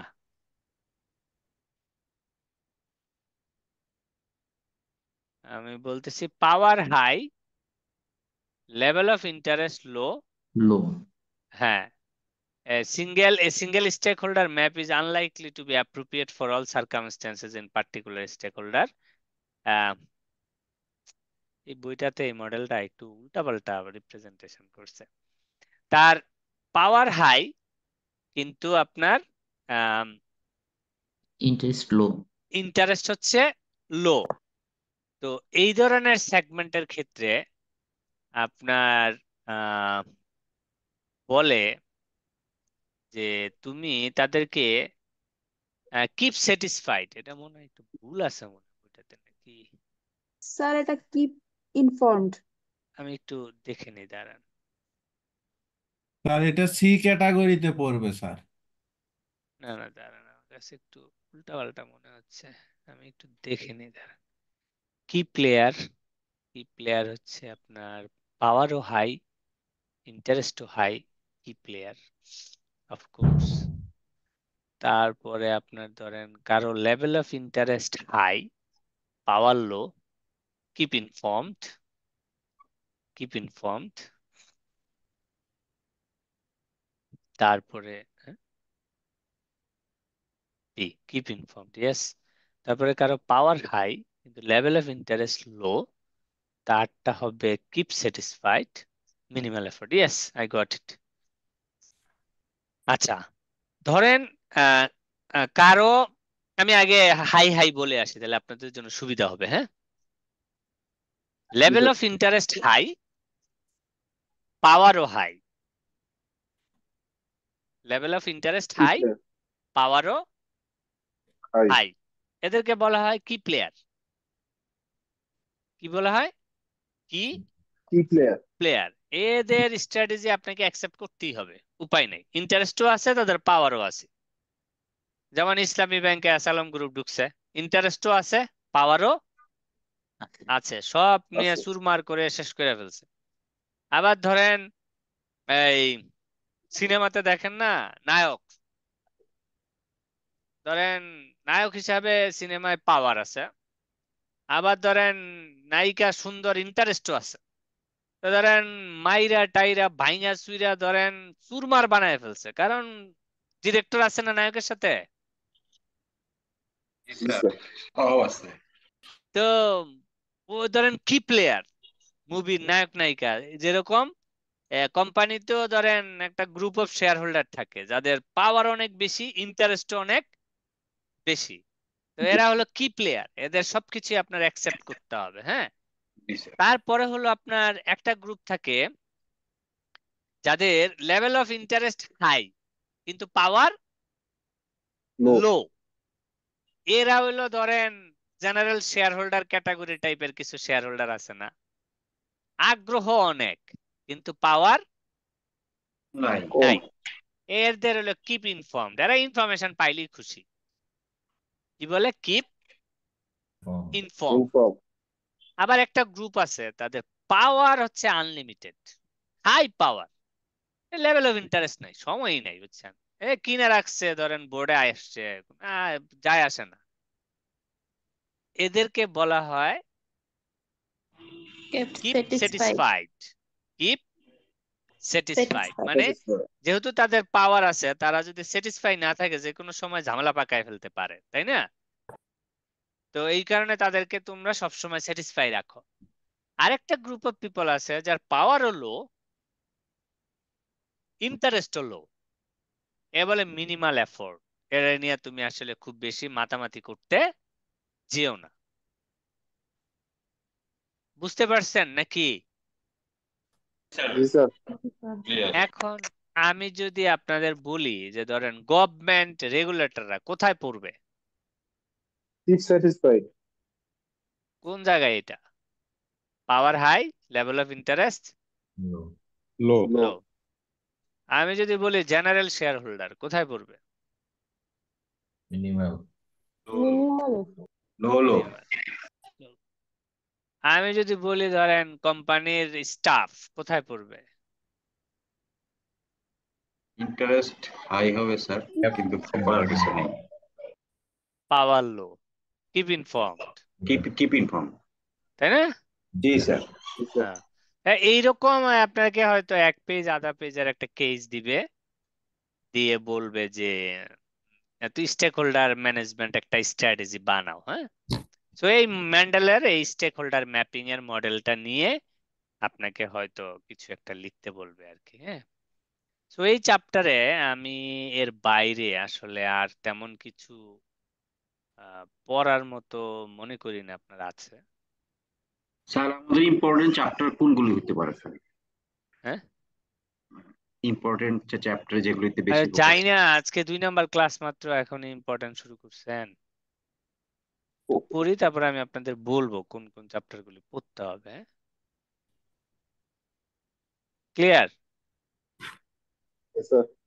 ওকে, সো আজকে 31st নাইট, এনজয় করেন। জি ঠিক স্যার। আছে, ভালো থাকেন। আমরা আজকে শেষ করে দেই, শুধু শুধু স্যার পড়ার থ্যাংক সময় ইউ মনে সো থাকবে। মাচ। আসসালামু আলাইকুম। Thank you sir. Next thank you ক্লাসে স্যার। দেখা হবে। হ্যাঁ, জি স্যার, আসসালামু আলাইকুম। Sir happy new year happy new 2025 year, sir. Happy আসসালামু আলাইকুম স্যার।